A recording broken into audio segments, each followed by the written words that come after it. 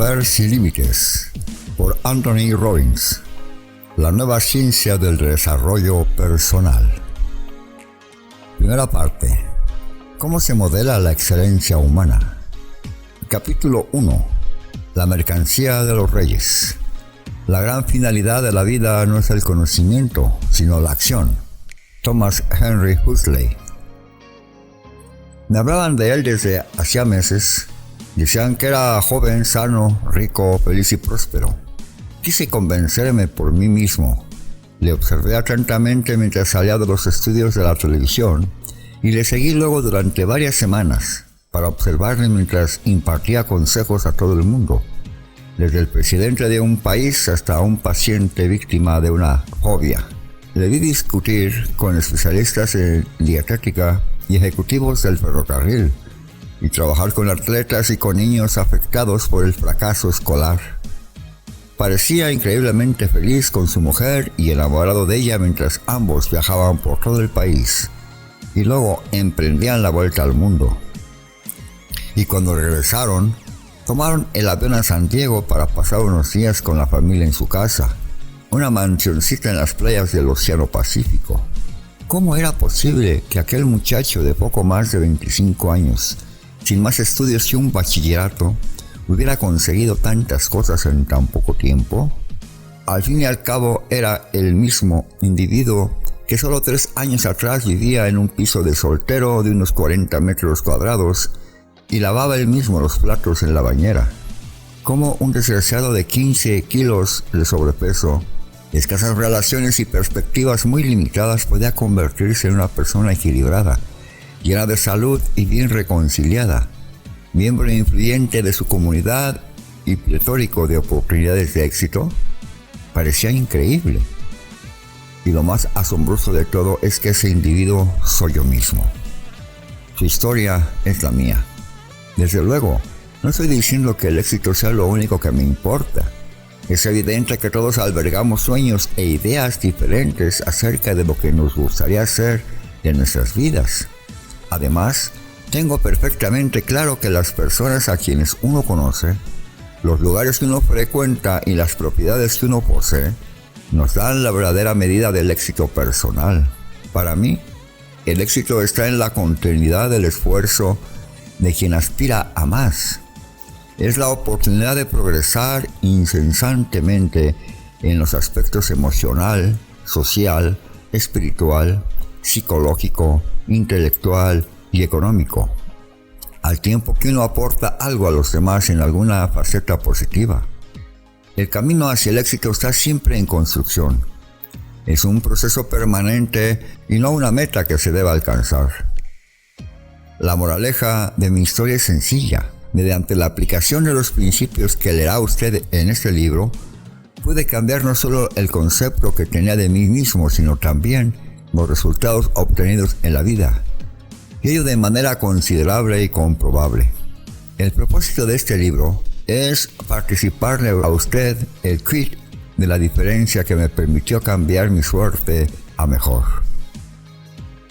Y espero sinceramente que las técnicas, las estrategias, las aptitudes y las técnicas psicológicas que desarrollo en esta obra resulten tan eficaces para usted como lo han sido para mí.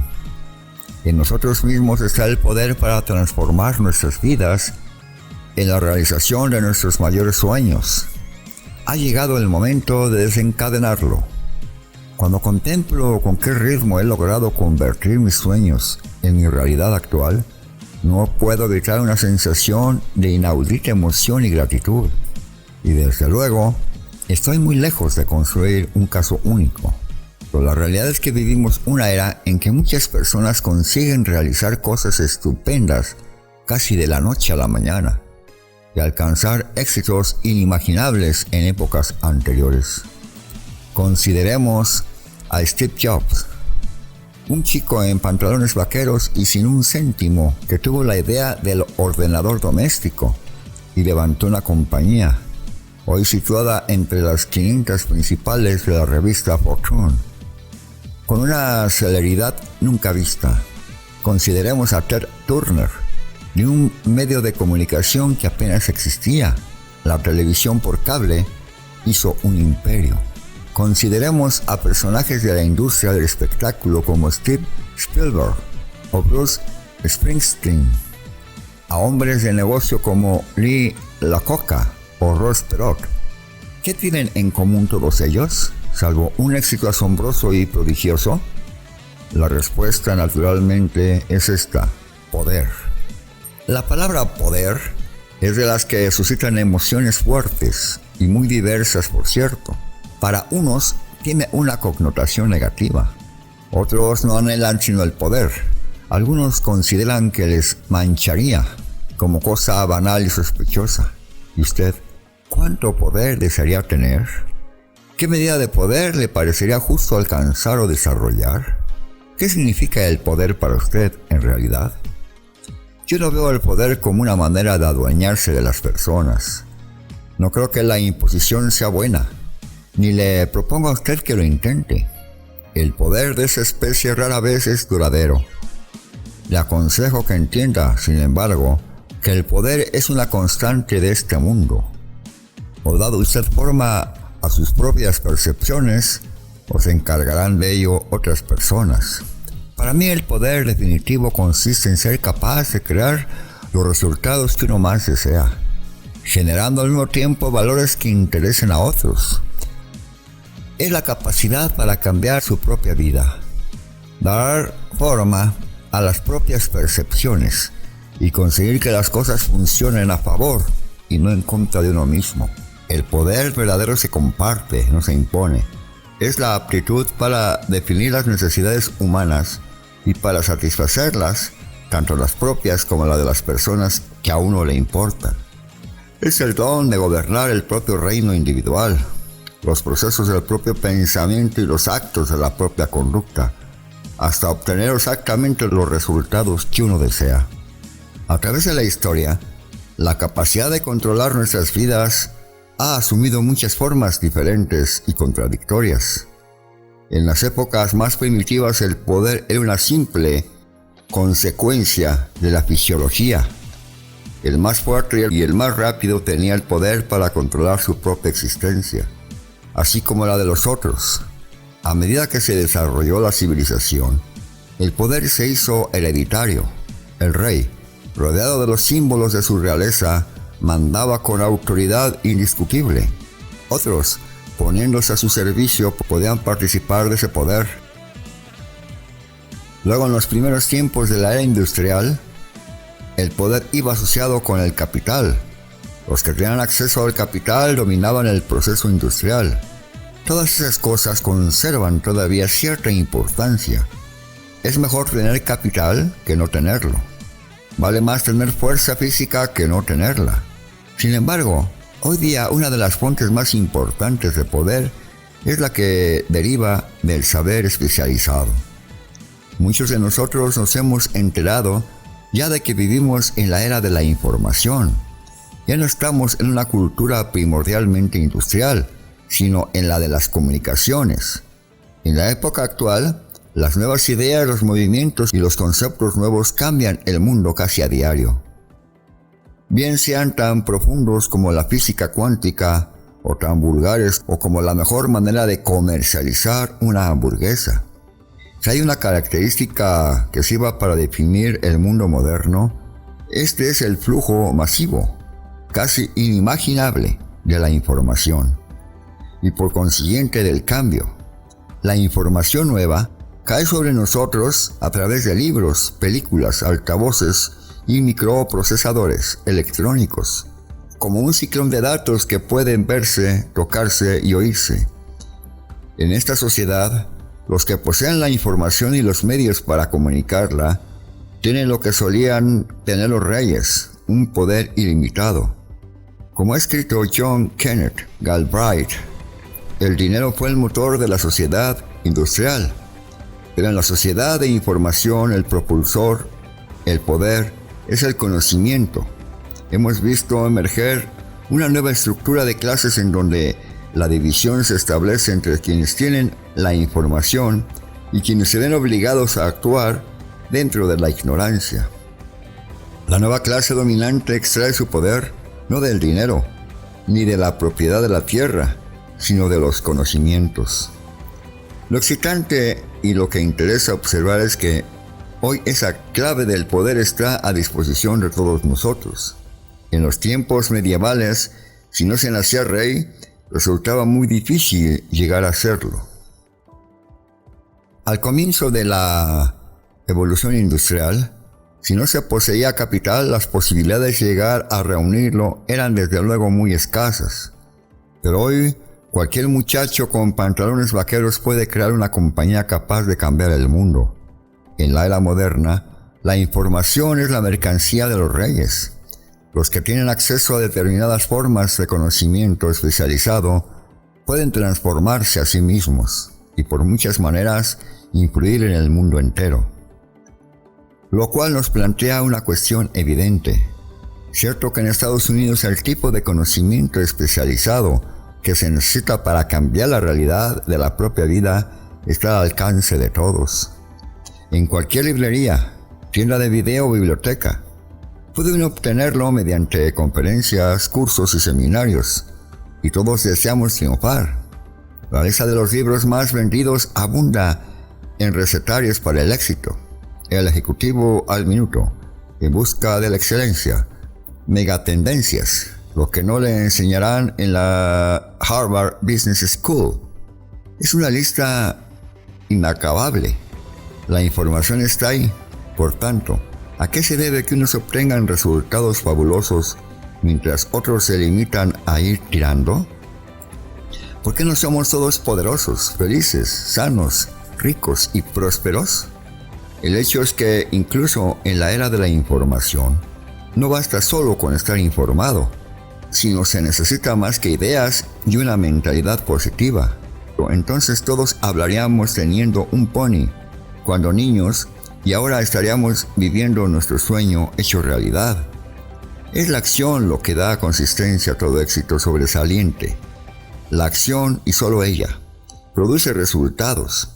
El conocimiento no es más que poder en potencia, excepto cuando recae en manos de quienes saben cómo conducirse a sí mismos para actuar con eficiencia.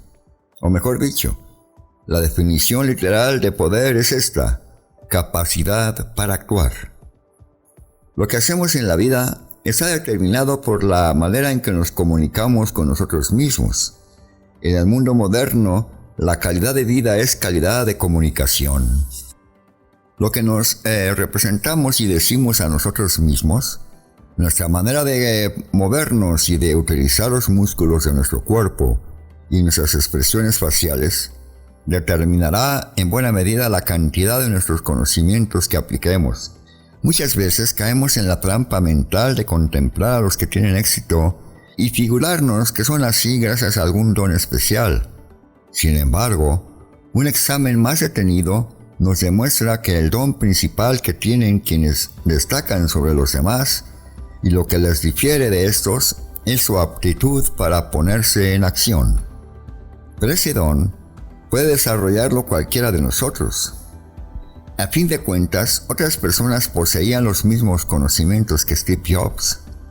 Otros, además de Ted Turner, habían previsto también que el cable encerraba unas posibilidades enormes. Pero Turner y Jobs supieron lanzarse a la acción, y al hacerlo cambiaron nuestra manera de percibir el mundo. Todos nosotros producimos dos formas de comunicación que configuran nuestras experiencias vitales. En primer lugar, desarrollamos una comunicación interna, constituida por las cosas que nos representamos, decimos y sentimos en nuestro fuero interno. En segundo lugar, experimentamos la comunicación externa, con el mundo exterior. Nos comunicamos por medio de palabras, entonaciones, expresiones faciales, posturas corporales y acciones físicas. Cualquier comunicación de las que realizamos es una acción, una causa puesta en movimiento, y todas las comunicaciones ejercen algún tipo de efecto sobre nosotros mismos y sobre los demás. La comunicación es poder. Quienes han alcanzado el dominio eficaz de aquella están en condiciones de modificar su propia experiencia del mundo y la experiencia que el mundo saca de ellos. La totalidad de la conducta y de los sentimientos tienen sus raíces en alguna forma de comunicación. Quienes influyen en los pensamientos, sentimientos y acciones de la mayoría de nosotros son aquellos que saben cómo utilizar las herramientas de poder. Pensemos en las personas que han cambiado nuestro mundo. John F. Kennedy, Thomas Jefferson, Martin Luther King, Franklin Delano Roosevelt, Winston Churchill, Mahatma Gandhi. O, en una tesitura negativa, recordemos a Hitler. Lo que tuvieron en común esos hombres fue su maestría de la comunicación. Fueron capaces de llevar su visión personal, bien se trata de enviar un hombre a la luna o de levantar un tercer rey, saturado de odio, y comunicarla a los demás con tal coherencia que les permitió influir sobre los pensamientos y las acciones de las masas. Con su poder de comunicación cambiaron el mundo, y en efecto, ¿no es esto mismo lo que distingue de los demás a un Steve Spielberg, a un Bruce Springsteen, o a un Lee Iacocca, a una Jane Fonda, a un Ronald Reagan? ¿No son maestros en el empleo de las herramientas de la comunicación humana, la influencia? Pues lo mismo que esas personas saben mover a las masas por medio de la comunicación, esa herramienta es la que utilizamos también para movernos a nosotros mismos. El dominio que usted tenga de la comunicación hacia el mundo externo determinará su grado de éxito con los demás, en los aspectos personales, emocional, social y económico. Pero lo que es más importante, el grado de éxito que usted perciba interiormente, la felicidad, la alegría, el éxtasis, el amor o cualquier otra cosa que usted desee. Es el resultado directo de cómo se comunica usted consigo mismo. Lo que uno percibe no es el resultado de lo que le ocurre en la vida, sino de la interpretación que da a lo que le ocurre. La historia personal de quienes triunfan nos demuestran una y otra vez que la calidad de vida no está determinada por lo que nos ocurre, sino por lo que hacemos ante lo que nos ocurre. Usted es la única persona que puede decidir cómo quiere sentir y actuar, en función de cómo haya elegido percibir su existencia. Nada tiene sentido excepto el que nosotros mismos le demos. En muchos de nosotros este proceso de interpretación se ha convertido en un automatismo, pero siempre es posible redirigir ese poder y cambiar inmediatamente nuestra experiencia del mundo. Este libro tratará de los tipos de acción masiva, enfocada y congruente que producen resultados incontrovertibles. En realidad, si se me obligase a explicar en 2 palabras qué pretendo con este libro, contestaría: producir resultados. Piénselo, ¿no es lo que le interesa en realidad? Quizás quiera usted cambiar su modo de pensar y sentir acerca de sí mismo y del mundo que le rodea. Tal vez le gustaría poder comunicarse mejor, profundizar sus relaciones amorosas, aprender con más facilidad, mejorar su estado de salud y ganar más dinero. Todo esto y mucho más puede crearlo usted mismo, mediante la aplicación eficaz de la información contenidas en este libro. Pero antes de alcanzar nuevos resultados, debe darse cuenta de que ahora mismo yo los estoy obteniendo, aunque a lo peor no son lo que usted desea. Muchos creen que nuestros estados mentales, como la mayor parte de lo que ocurre en el interior de nuestra mente, se hallan fuera de nuestro dominio. Pero lo cierto es que uno puede dominar la propia actividad mental y la propia conducta hasta tal punto que nunca hubiera creído posible. Cuando está usted deprimido, lo que crea y produce son síntomas de lo que usted mismo llama depresión. Y cuando se halla en éxtasis es también usted mismo quien ha creado tal estado. Es importante recordar que los estados emocionales, como la depresión, no son cosas que le ocurren a uno porque sí. Uno no cae en una depresión, sino que la crea. Lo mismo que cualquier otro resultado de la vida, mediante unas acciones mentales y psíquicas determinadas. El que se siente deprimido está contemplando su vida de una manera particular y se dice ciertas cosas a sí mismo, con cierta entonación precisa y adopta una postura específica y un ritmo de respiración típico. Cuando uno quiere sentirse deprimido, por ejemplo, suele ser útil dejar caer los hombros y mirar con frecuencia al suelo. Hablar con un tono de voz tristón e imaginar que le ocurren a uno las peores situaciones posibles también contribuye mucho. Y si estropea usted la bioquímica de su organismo por medio de una dieta incorrecta o abusando del alcohol u otras drogas, ayuda a su cuerpo a reducir el nivel de azúcar en la sangre y la depresión está prácticamente garantizada. Lo que pretendo demostrar con ello es sencillamente que se necesita un esfuerzo para crear una depresión. Es una actividad laboriosa y que exige ciertos tipos de acciones específicas. Sin embargo, algunas personas han creado este estado tan a menudo que les resulta sumamente fácil producirlo. En realidad, con frecuencia aciertan a vincular este modelo de comunicación interna con los acontecimientos externos de cualquier signo. Y en algunos casos obtienen de ello muchos beneficios de orden complementario, como atención por parte de los demás, compasión, cariño, etc., de manera que adoptan dicho estilo de comunicación como su modo de vida natural. Quienes llevan mucho tiempo viviendo así, acaban por encontrarlo cómodo, se identifican con ese estado.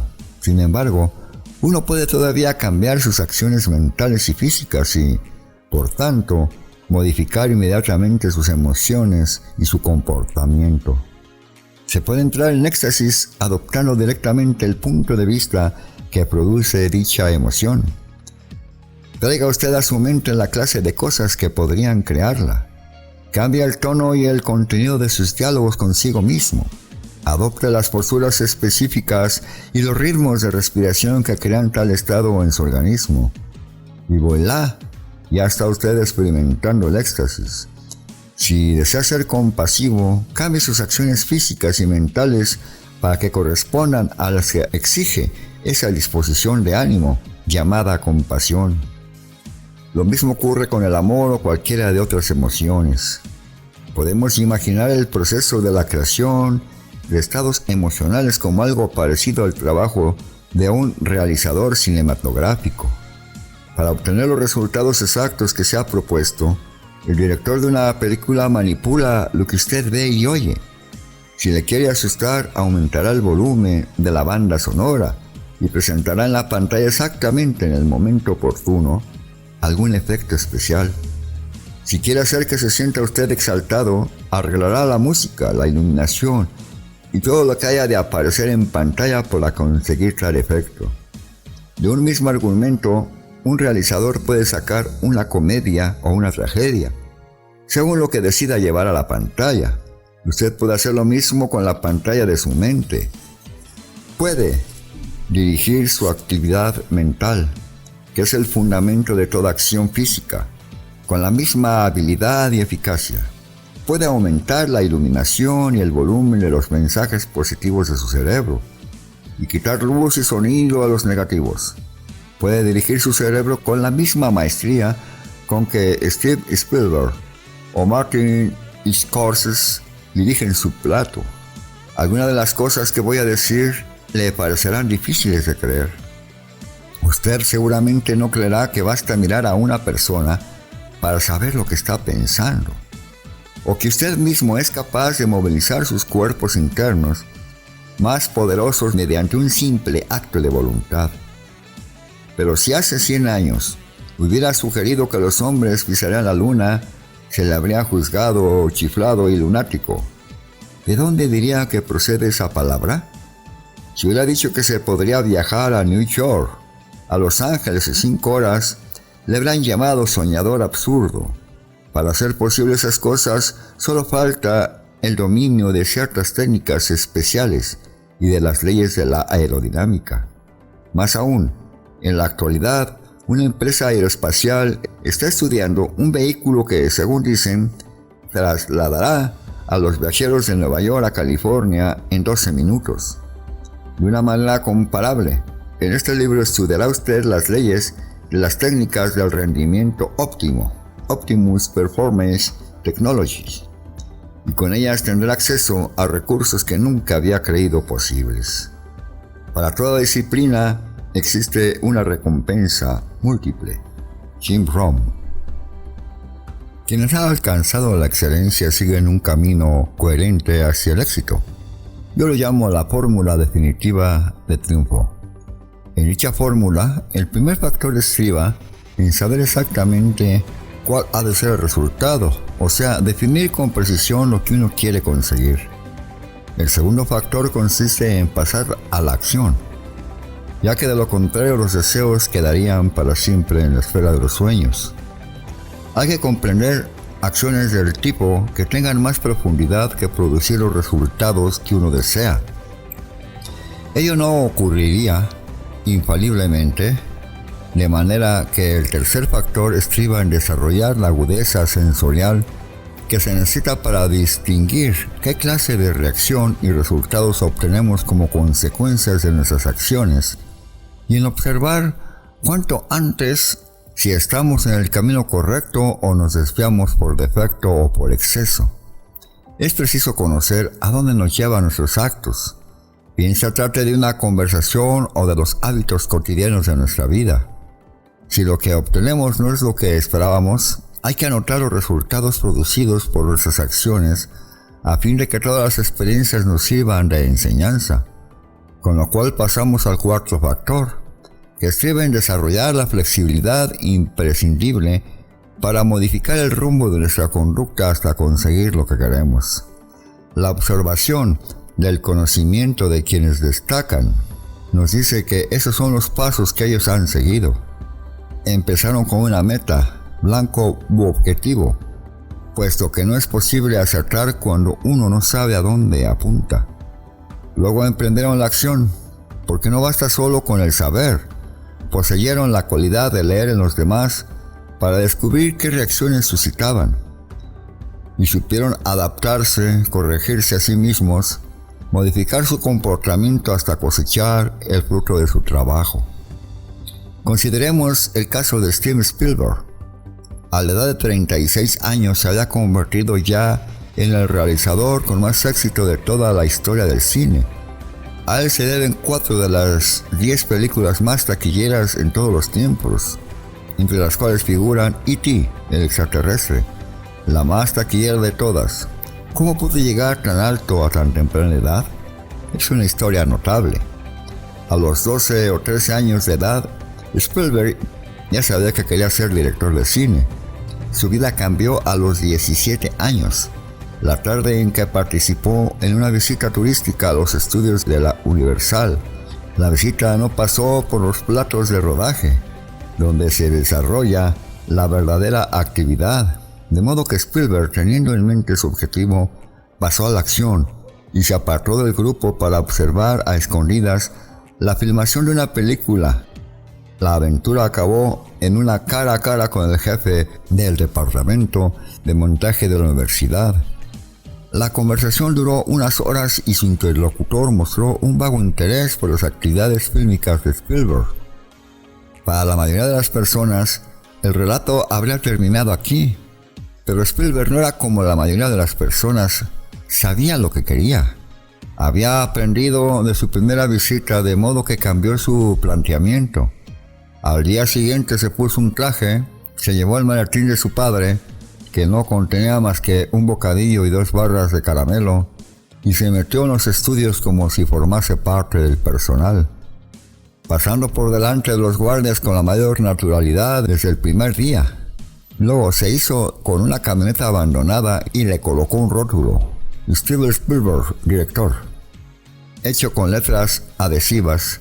De esta manera pasó todo el verano visitando a directores, guionistas y montadores, moviéndose cerca de las fronteras del mundo en que deseaba entrar, mientras aprovechaba para observar y desarrollar su sentido de lo que da eficacia a una película.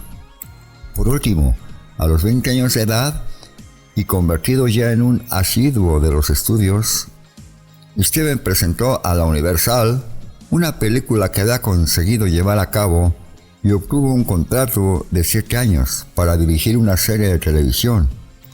Había convertido sus sueños en realidad. ¿Se atuvo Spielberg a la fórmula definitiva del triunfo?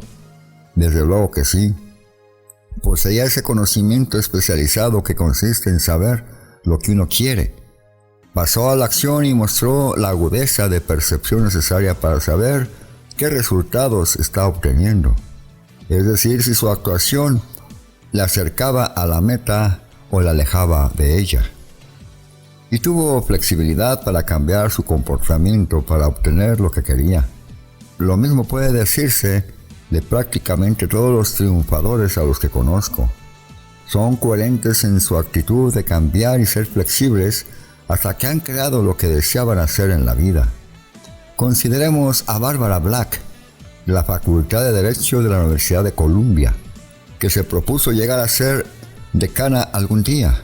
Era todavía muy joven cuando rompió el monopolio masculino y consiguió licenciarse en Derecho por aquella universidad.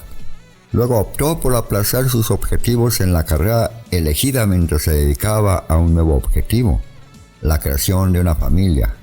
9 años después decidió que ya era hora de consagrar otra vez su atención al primer objetivo. Así que se matriculó en un curso de la Universidad de Yale para posgraduados y desarrolló su capacidad para la docencia, la investigación y la publicación hasta alcanzar el empleo que siempre había ambicionado. Es decir, supo ampliar su sistema de creencias, modificar su planteamiento y combinar 2 objetivos hasta convertirse en decana de una de las facultades de derecho más prestigiosa de Estados Unidos. Rompió moldes y demostró que el éxito se puede crear simultáneamente en más de un aspecto. ¿Y siguió este personaje la fórmula definitiva del triunfo? Por supuesto.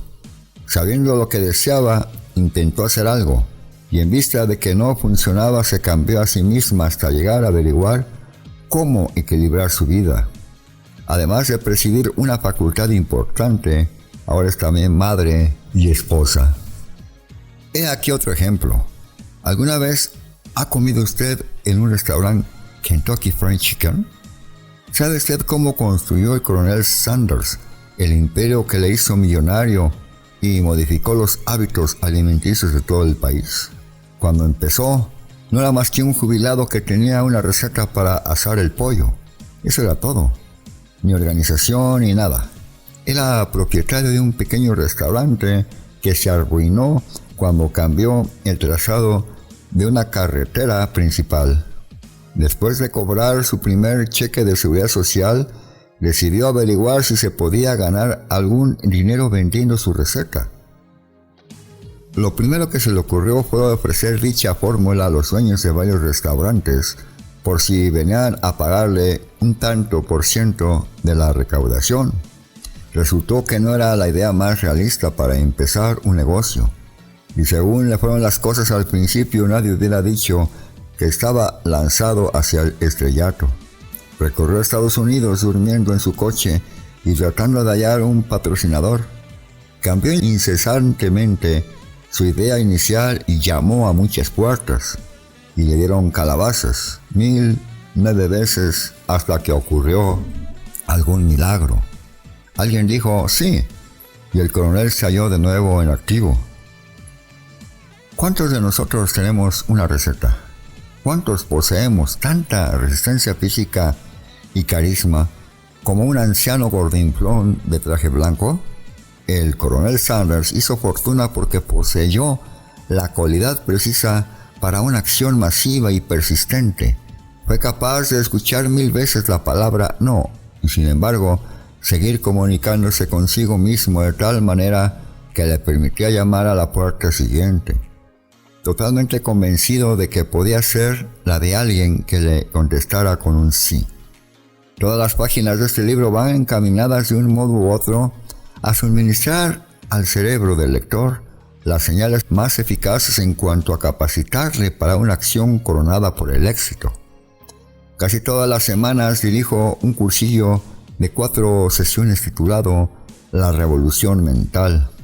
En este cursillo enseñamos a los asistentes muchas cosas, desde cómo regir con más eficacia su propio cerebro hasta la manera de comer, respirar y hacer ejercicio con vistas a maximizar su energía personal. El primer día del cursillo, por la tarde, se organiza un acto llamado del temor al poder, ya que la finalidad del cursillo reside en que las personas aprendan a actuar en vez de permanecer inmovilizados por el miedo. Al término de dicho acto, se ofrece a los presentes la oportunidad de caminar sobre un lecho de carbones encendidos, de unos 3 o 4 metros de longitud. En los grupos más avanzados hacemos que recorran hasta 12 metros de brasas. Este paseo por la hoguera ha fascinado a los medios de comunicación hasta tal punto que sospecho que pasa desapercibido del verdadero mensaje del acto, el cual no consiste precisamente en el mero andar sobre las brasas. Supongo que cualquiera puede darse cuenta de que un alegre paseo sobre carbones ardiendo no supone ningún gran beneficio económico ni social. En realidad, se trata de suministrar una experiencia directa de lo que es el poder individual y una metáfora acerca de sus posibilidades. Una oportunidad para que las personas vean que pueden alcanzar resultados antes inimaginables para ellas mismas. En cierto sentido, hace miles de años que la gente camina sobre brasas de una manera u otra. En algunos lugares del mundo, esto se practica como una demostración de fe. Pero cuando yo organizo un paseo sobre una hoguera, ello no forma parte de experiencia religiosa alguna, al menos en el sentido convencional, aunque desde luego sea una experiencia de fe. Le enseña a la gente al nivel más visceral que puede hacer lo que jamás hubiera creído posible, y que los temores y limitaciones más graves son los que uno se impone a sí mismo. En cuanto a que uno esté en condiciones de andar sobre brasas o no, la única diferencia estriba en la capacidad que tenga para comunicarse consigo mismo de tal manera que motive la acción, pese al miedo que uno tiene programado en su fuero interno en lo relativo a las posibles consecuencias. La moraleja es que las personas pueden hacer prácticamente cualquier cosa si logran encontrar dentro de sí los recursos para creer que pueden y para poner efectivamente manos a la obra. Todo esto conduce a un hecho sencillo e indiscutible. El éxito no se produce por casualidad. La diferencia entre las personas que ofrecen resultados positivos y las que no es un golpe de suerte afortunado. Existen unos patrones de acción coherentes y lógicos, unos caminos determinados hacia la excelencia, y están al alcance de todos nosotros. Todos podemos hacer flotar el poder mágico que albergamos. Sencillamente hay que aprender a poner en marcha y utilizar nuestra mente y nuestro cuerpo de la forma más poderosa y provechosa. ¿Se ha preguntado usted alguna vez en qué pueden coincidir un Spielberg o un Springsteen? ¿Qué tenía John F. Kennedy y Martin Luther King para concitar la lealtad de tantas personas y conmoverlas de una manera tan honda?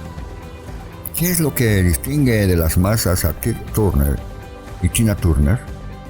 ¿En qué se parece Peter Ross y Ronald Reagan? Todos ellos se han mostrado capaces de actuar coherentemente y con eficacia en orden de la realización de sus sueños.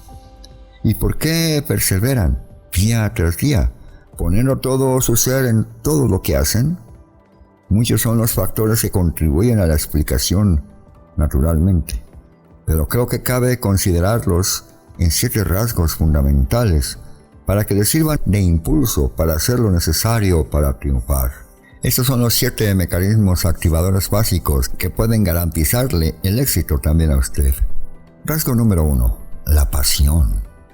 Todas esas personas que han descubierto una razón que las consume, les da energía, casi las obsesiona y las impulsa a obrar, a proteger, a destacar, es la locomotora que tira del tren de su éxito poniendo en juego sus más hondas capacidades. Es la pasión lo que hace que Pete Rose siga lanzándose todavía en plancha. Cuando llega a segunda base, como si fuese un recién seleccionado por su primer partido de primera división de béisbol. La pasión que pone un Lee Iacocca En lo que hace es lo que le distingue de tantos otros. Es la pasión lo que impulsa a los investigadores en informática que invierten años en crear una innovación capaz de llevar a hombres y mujeres al espacio y hacerles regresar sanos y salvos. Por pasión, uno madruga y trabaja hasta altas horas de la noche. Pasión es lo que quiere hallar la gente en sus relaciones. La pasión da vigor a la existencia y le confiere savia y sentido. No se alcanza la grandeza sin una pasión por ser y hacer algo grande. No importa si las aspiraciones son las de un atleta o las de un científico, las de un padre de familia o las de un hombre de negocios. En el capítulo 11 descubriremos cómo desatar esa fuerza interior mediante el poder de los objetivos. Rasgo número 2. La fe. Todas las doctrinas religiosas de este planeta nos hablan del poder de la fe y de las creencias de la humanidad. Son las creencias lo que distingue principalmente a quienes destacan en algo grande de quienes fracasan, ya que nuestra fe en lo que somos y podemos llegar a ser determina con bastante exactitud lo que seremos. Si creemos en la magia, tendremos una vida mágica. Si creemos que en la vida predominan las limitaciones, nos habremos puesto límites muy reales. Lo posible es aquello que nosotros creamos verdadero, posible o real. En este libro se le facilitará a usted un método especial y científico para modificar con rapidez su sistema de creencias, de manera que le ayude a lograr sus objetivos más deseados. Muchas personas tienen la pasión, pero al haberse reducido a unos límites estrechos en virtud de lo que creen ser ellas mismas y de cómo valoran sus posibilidades, nunca llegan a emprender las acciones que les permitirán convertir sus sueños en realidad. En los capítulos 4 y 5 veremos lo que son los sistemas de creencias y cómo utilizarlas. La pasión y la fe se combinan para dar el combustible, el impulso que lleva a la excelencia. Pero no obstante, con el impulso, como tampoco no basta cargarle combustible a un cohete y enviarlo a ciegas hacia los cielos. Además de esa fuerza se necesita un sentido, una noción inteligente de progresión lógica. Para dar a nuestro blanco necesitamos también el siguiente rasgo. Rasgo número 3. La estrategia. La estrategia es la manera de organizar los recursos. Cuando Steven Spielberg decidió convertirse en cineasta, se trazó la línea que le conduciría hacia el mundo que deseaba conquistar. Se imaginó lo que necesitaba aprender, a quién le convenía conocer y lo que debía hacer. Tuvo la pasión y la fe, pero también la estrategia necesaria para que esos factores desarrollaran su potencial máximo. Ronald Reagan ha desarrollado ciertas estrategias de comunicación que suele aplicar con gran constancia hasta obtener los resultados que busca. Todo gran artista del espectáculo político, padre de familia o patrono, sabe que para triunfar no basta con los recursos. Es preciso utilizarlos de modo más eficaz. Buscar una estrategia equivale a admitir que el talento y la ambición, por sobresalientes que sean, siempre necesitan encontrar un camino bien orientado. Uno puede abrir una puerta derribándola, o descubrir que no estaba echada la llave. En los capítulos 7 y 8 veremos qué estrategias conducen a la excelencia. Rasgo número 4. La claridad de los valores. Cuando pensamos en lo que ha engrandecido a muchos países, se nos ocurren cosas tales como el patriotismo y el orgullo, la tolerancia y el amor a la libertad. Esos son valores, los juicios fundamentales de orden ético, moral y práctico que formulamos acerca de lo que realmente importa. Los valores son sistemas de creencias que nos sirven especialmente para juzgar lo que está bien y lo que está mal en nuestras vidas. Son nuestros juicios acerca de lo que vale la pena. Muchas personas no tienen una noción clara de lo que es importante para ellas. A menudo los individuos hacen cosas por las que luego se sienten descontentos de sí mismos, sencillamente porque no tienen claro lo que inconscientemente creen que está bien para ellos y para los demás. Cuando contemplamos a los grandes triunfadores, vemos que casi siempre Son personas con un gran sentido de lo que fundamentalmente les importa en realidad. Pensemos en Ronald Reagan, John F. Kennedy, Martin Luther King, Jane Fonda. Son personas cuyas visiones difieren mucho, pero que coinciden en poseer un fundamento moral básico, un sentido de lo que son y de por qué hacen lo que hacen. Una comprensión clara de los valores es una de las claves más exigentes y al propio tiempo más gratificantes para alcanzar la excelencia. Ampliaremos esas consideraciones en el capítulo 18. Como probablemente habrá observado el lector, todos estos rasgos se alimentan e influyen mutuamente. ¿Tiene la pasión algo que ver con las creencias? Sí, naturalmente. Cuando más convencidos estemos de que podemos realizar algo, más recursos, por lo general, estaremos dispuestos a invertir en su consecución. Ahora bien, ¿basta la fe por sí sola para alcanzar la excelencia? Es un buen comienzo, pero si confía usted en ver salir el sol y se plantea como estrategia para alcanzar ese objetivo la de echar a correr hacia el oeste, es probable que choque con algunas dificultades. Y nuestras estrategias para el triunfo ¿se ven afectadas en algún sentido por nuestros valores? Desde luego. El supuesto de que la estrategia planteada le exige hacer cosas contrarias a sus creencias inconscientes sobre lo que está bien o mal para su vida no funcionará, por bien concebida que estuviese. Esto lo vemos a menudo en aquellas personas que empiezan a triunfar, pero acaban por sabotear su propio éxito. En esos casos, el problema estaba en un conflicto interno entre los valores individuales y la estrategia seguida para alcanzar el éxito. De la misma manera, las 4 cosas que hemos considerado hasta aquí son inseparables del rasgo número 5. Rasgo número 5. La energía. La energía puede ser la entrega total y jubilosa de un Bruce Springsteen o de una Tina Turner, o el dinamismo empresarial de Donald Trump o un Steve Jobs, o bien la vitalidad de un Ronald Reagan o una Katharine Hepburn. A la excelencia difícilmente se llega paseando a ritmo demasiado sosegado. Los triunfadores se apoderan de las oportunidades y les dan forma. Viven como obsesionados por las maravillosas ocasiones de cada día, convencidos de que lo único que no les sobra a nadie es el tiempo.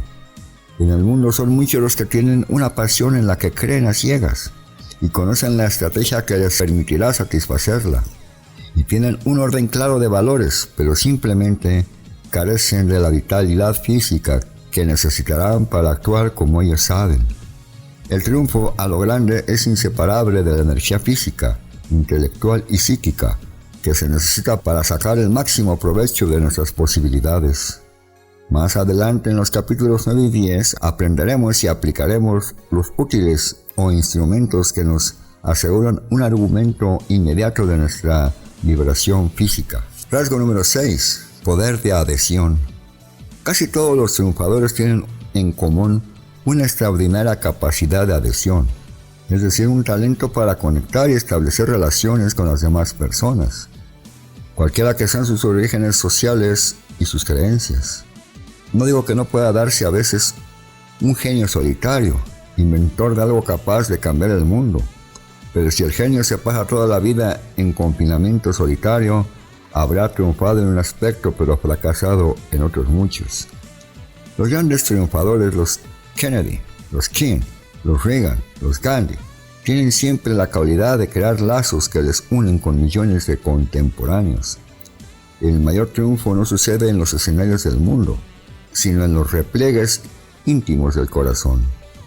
Y en el fondo, todos deseamos establecer relaciones duraderas de afecto con otros, pues sin ellas cualquier éxito, cualquier excelencia, nos parecería huecos y vacíos. En el capítulo 13 profundizaremos esta cuestión. Rasgo número 7. Maestría en las comunicaciones. Es el tema esencial de este libro. El modo en que nos comunicamos con otros y el modo en que nos comunicamos con nosotros mismos determinan el último término de la calidad de nuestra vida. Las personas que tienen éxito son las que han aprendido a aceptar cualquier desafío que les presente la vida y a comunicar esa experiencia consigo mismos de tal manera que logren cambiar las cosas a mejor. Las personas que fracasan se resignan ante las adversidades de la vida y las asumen como limitaciones. Las gentes que conforman y moldean nuestras existencias y nuestras culturas son también maestros en comunicarse con los demás. En todos ellos hallamos la capacidad de transmitir una visión, una búsqueda, una alegría o una pasión. Las personas que fracasan se resignan ante las adversidades de la vida y las asumen como limitaciones. Las gentes que conforman y moldean nuestra existencia y nuestras culturas son también maestros en comunicarse con los demás. En todos ellos hablamos de la capacidad de transmitir una visión, una búsqueda, una alegría, una pasión. El dominio de la comunicación es lo que hace a los grandes padres, los grandes artistas, los grandes políticos y los grandes maestros. En casi todos los capítulos de este libro nos veremos obligados a tratar de la comunicación de un modo u otro, por lo que representa como puente capaz de vencer separaciones, construcción de nuevos caminos y difusión de nuevas visiones. La primera parte de la presente obra le enseñará cómo adueñarse de su propio cerebro y de su cuerpo, y dirigirlos con más eficacia que nunca. Para ello actuaremos sobre factores que afectan al modo en que usted se comunica consigo mismo.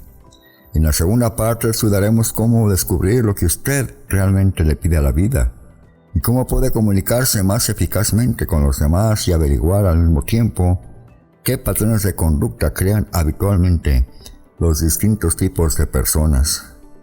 En la tercera parte consideraremos desde una perspectiva global y más amplia cómo nos comportamos, qué cosas nos motivan y qué aportaciones podemos realizar en un plano más vasto, extrapersonal.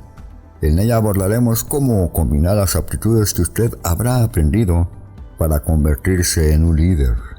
Mi intención, desde el momento en que me puse a escribir esta obra, fue dar un libro de texto a la ciencia del desarrollo humano, un libro lleno de lo mejor y más reciente de las técnicas de perfeccionamiento. Deseaba poner en manos del lector las cualidades y las estrategias que les permitirán cambiar en todo cuanto quisiera, y eso en mucho menos tiempo del que nunca hubiera creído posible. Deseaba proporcionarle a usted de modo muy concreto una oportunidad para mejorar inmediatamente la calidad de su experiencia vital, y también quisiera crear una obra en la que usted tendría que remitirse una y otra vez, encontrando siempre lo que hiciese alguna cosa útil para su vida. Sabía que muchos de los temas que iba a tratar daban para escribir un libro entero sobre cada uno de ellos, pero deseaba que la información suministrada al factor fuese completa, algo que le sirviera en todos los terrenos. Así pues, espero que haya usted todo esto en esta obra. Cuando estuvo terminado el manuscrito, las impresiones de los primeros lectores fue muy favorable, excepto en una cosa que me fue repetida por más de uno. ¿Tiene usted 2 libros ahí? ¿Por qué no los separa? Publica uno de ellos ahora y lanza otro, a título de continuación. 12 meses después, mi objetivo consistía en suministrar a usted, el lector, la mayor calidad de información en el menor tiempo posible. No deseaba administrar los temas a manera de píldoras. Sin embargo, me preocupaba que muchas personas ni siquiera llegasen a los capítulos que considero más importantes, pues se me había explicado que, según varios estudios, menos del 10% de los compradores de un libro lo leen más allá del primer capítulo. Al principio me costó dar crédito a esa estadística. Hasta recordé que menos de un 3% de los habitantes de nuestro país, Estados Unidos, gozan de independencia financiera, que menos de un 10% tienen un objetivo establecido por escrito, que solo un 35% de las mujeres norteamericanas dicen encontrarse en buena forma física. Entre los hombres el porcentaje es incluso inferior, y que en muchos de nuestros estados 1 de cada 2 matrimonios termina en divorcio. Solo un pequeño porcentaje vive realmente tal como había soñado. ¿Por qué? Pues porque eso requiere un esfuerzo, requiere una acción perseverante. al multimillonario tejano del petróleo, Bunker Horn, le preguntaron una vez si tenía algún consejo que dar a quienes desearan triunfar. Contestó que el éxito es cosa sencilla. En primer lugar, uno decide expresamente lo que quiere. En segundo lugar, decide si está dispuesto a pagar el precio necesario para conseguirlo. Y luego hay que pagar ese precio. A largo plazo no se obtiene lo que se desea si no se pasa por esa segunda fase. Por mi parte, a las personas que saben lo que quieren y están dispuestas a pagar un precio por obtener, me gusta llamarles los pocos que hacen, en contraposición con los muchos que hablan. Le desafío a que se entretenga con el material aquí ofrecido y lo lea por entero, comparta con otros lo aprendido y sepa disfrutarlo. En este capítulo he subrayado la importancia primordial de la acción efectiva. Pero hay muchas maneras de poner manos a la obra. Muchas veces la elección depende de un largo proceso de errores y nuevos ensayos. Muchos de los grandes triunfadores tuvieron que corregirse y cambiar de planteamiento incontables veces antes de alcanzar sus objetivos. Equivocarse y volver a empezar está muy bien, solo que consume enormes cantidades del único recurso que jamás nos sobrará a ninguno de nosotros, el tiempo. ¿Y si existe algún modo de emprender la acción que acelerase el proceso de aprendizaje? ¿Y si yo pudiera mostrarle cómo aprender justamente las lecciones que ya conoce quienes han alcanzado la excelencia? ¿Qué tal le parecería eso de aprender en cuestión de minutos lo que otros tardan años en perfeccionar? Ello se consigue por medio del modelado, que es una manera de reproducir justamente la excelencia de otros. ¿Qué hacen aquellos para distinguirse de los que se limitan a soñar en el triunfo? Vamos a descubrirlo juntos.